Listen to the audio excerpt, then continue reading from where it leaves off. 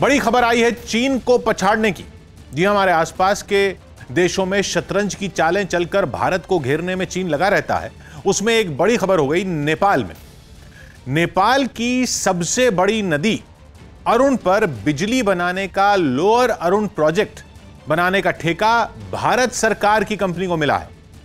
चीन की भी कंपनियां रेस में थी और भी कई कंपनियां थी, लेकिन बोली लगाकर काम मिला भारत की कंपनी सतलुज जल विद्युत निगम को। इसको छोटी मोटी बात ना समझिए, इस खबर के गहरे मायने हैं। एक तो बिहार में नेपाल की नदियों से बाढ़ आती रहती है और दूसरा नेपाल में चीन अपने पैर जमाने में लगा रहता है। इस चौसर में अपनी गोटी बढ़ाना भारत के लिए कई रास्ते खोलने वाला काम है। तो इंटरनेशनल कॉम्पिटिटिव बिडिंग के जरिए यानी बोली लगाकर चीन समेत दुनिया के कई देशों की कंपनियों को पछाड़कर भारतीय कंपनी ने यह हासिल किया है। 130 करोड़ डॉलर की डील साइन हुई है, यानी लगभग 10,000 करोड़ रुपए की। यहां पानी से 679 मेगावाट बिजली पैदा की जाएगी। यह दूसरा प्रोजेक्ट है जो सतलुज जल विद्युत निगम को मिला है नेपाल में। इससे पहले 900 मेगावाट का अरुण 3 हाइड्रो इलेक्ट्रिक प्रोजेक्ट भी यही कंपनी बना रही है। उसमें 7,000 करोड़ रुपए लगेंगे।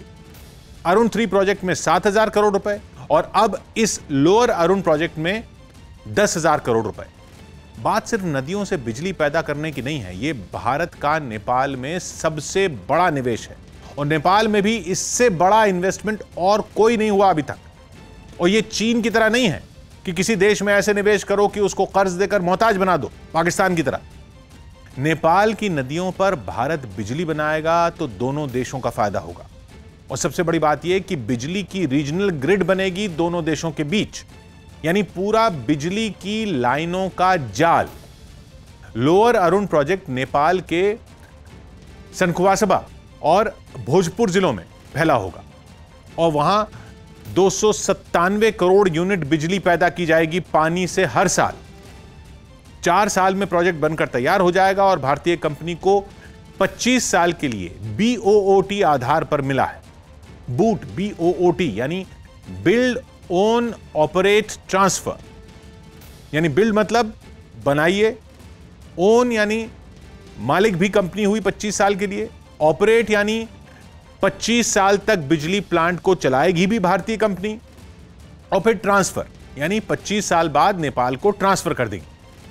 बड़े बड़े प्रोजेक्ट ठेके ऐसे ही मिलते हैं कि आप अपने खर्चे पर बनाओ, उसे चलाकर कुछ टाइम तक अपना खर्चा निकालो और फिर ट्रांसफर कर दो उसको जिसकी जमीन है। जैसे कई जगह टोल पर सड़क नहीं बनती कि ठेकेदार बनाता है, फिर कुछ साल तक उस सड़क पर चलने वालों से टोल लेकर अपना खर्चा निकालता है और फिर सड़क सरकार की हो जाती, यानी पब्लिक की हो जाती। ऐसे ही दुनिया में बड़े बड़े प्रोजेक्ट भी इस BOOT मॉडल पर तैयार होते हैं। अब जैसे इसमें नेपाल को 25 साल बाद बिजली प्लांट मिल जाएगा और भारत को 25 साल तक बिजली मिलती रहेगी और नेपाल के उस इलाके का विकास भी हो जाएगा, उसके आसपास के लोगों को रोजगार मिल जाएगा। बिजली की लाइन बिछाई जा रही है बिहार में सीतामढ़ी तक और पूरी ग्रिड तैयार की जा रही है। यह बिजली भारत की ताकत हो जाएगी। उस इलाके में चीन, नेपाल और भारत जहां मिलते हैं, ये वो इलाका है, कोसी का इलाका। कोसी नदी निकलती है काठमांडू के पास से, लेकिन उसमें जो सबसे बड़ी नदी आकर मिलती है वो है ये अरुण नदी। अरुण नदी आती है तिब्बत से, वहां इसका नाम है फंगचू नदी। ये तिब्बत से निकलकर मकालू पर्वत और कंचनजंगा पर्वत के बीच से हिमालय को काट कर मिलती है कोसी से और फिर बिहार में आकर कोसी मिलती है गंगा से। तो ये अरुण नदी नेपाल की सबसे बड़ी नदी है और ये ऐसे सीधे खड़े पहाड़ों से बहकर आती है कि कोसी में सबसे ज्यादा सिल्ट यानी गाद मतलब पानी के साथ बहकर आने वाली मिट्टी इसी नदी की वजह से आती। इस पर बिजली बनाने के प्लांट लगाना कोई सीधा काम नहीं है जो भारत की कंपनी ने पकड़ा है। लेकिन एक तो बिहार में जो बाढ़ आती है हर साल, उसकी भी सबसे बड़ी वजह यह नदी है और दूसरा भारत को इससे बिजली मिल जाएगी। लेकिन खास बात यह कि इसमें कोई बांध बनाकर पानी रोका नहीं जाएगा, बल्कि यह टेल रेस प्रोजेक्ट है। टेल रेस, इसमें क्या होगा कि जो पहले से बन रहा अरुण 3 प्रोजेक्ट है वहां, वहां से पानी की एक धार नहर बनाकर इसकी तरफ लाई जाएगी और उससे बिजली निकाल ली जाएगी। इसको कहते हैं टेल रेस।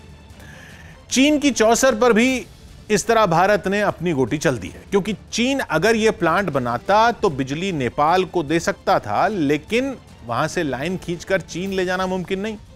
और बिजली का तो सबसे बड़ा चक्कर यह होता है कि पैदा कर लो तो कहीं पहुंचाकर उसको खर्च करना होता है। बिजली बनाकर गोदाम में नहीं रख सकते, तो कोसी के इलाके में बिजली बनाकर उसको रखोगे कहां पर? चीन उठाकर लेकर नहीं जा सकते बिजली को, गोदाम में भरकर रख नहीं सकते, नेपाल में उतनी खपत है नहीं, तो वहां बिजली बनाओगे तो भारत लेगा तभी काम की है, नहीं तो बेकार। और चीन अगर बनाता तो भारत तो लेता नहीं। यह बात नेपाल को भी समझ में आ गई, तो फिर भारत ही क्यों ना बना ले वहां बिजली। वही हुआ, अभी तक पानी आ रहा था नेपाल से भारत में, अब बिजली आई, यानी दोनों देश एक दूसरे पर और निर्भर हो जाएंगे। जो रोटी बेटी के रिश्ते की बात है ना, वो अब आगे बढ़ गई। रोटी बेटी बिजली, ये हो गया रिश्ता। और अब चीन को भी समझ में आ जाना चाहिए कि शतरंज के खेल में भारत को मात देना आसान नहीं।